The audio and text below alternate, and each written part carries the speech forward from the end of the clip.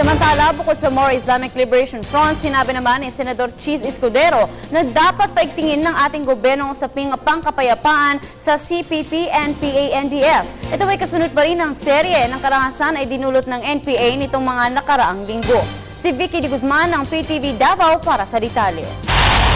Matapos ang sunod-sunod na pag-atake umano ng New People's Army sa iba't ibang lugar, naniniwala si Senator Cheese Escudero na isa itong wake-up call sa gobyerno na paigtingin pa ang usaping pangkapayapaan hindi lamang sa MILF kung hindi pati na rin sa NPA.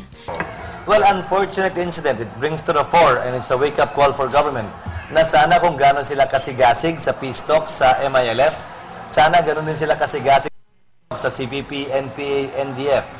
Para sa akin, hindi na uso at luma na ang barel, bala at bomba para maresolba ng anumang isyong may kinalaman sa pagitan ng gobyerno at CPP, NPA, NDF.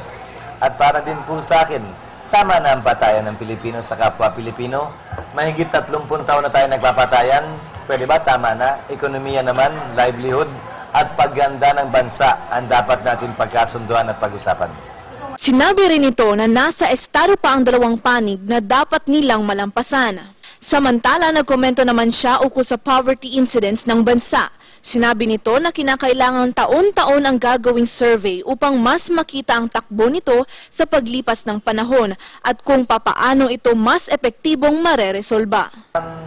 Dapat sana every year yan. Tinanong ko sila, bakit every 5 years? Kasi yun lang daw yung budget na meron sila.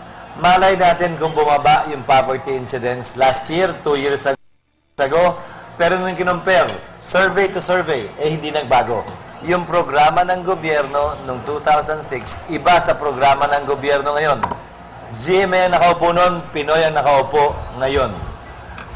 Malay natin, bumaba palalo yan, napataas na ni Pangulong Aquino kumpara sa mga programang ginawa ni dating Pangulong Arroyo. Para sa Telebisyon ng Bayan, Vicky de Guzman.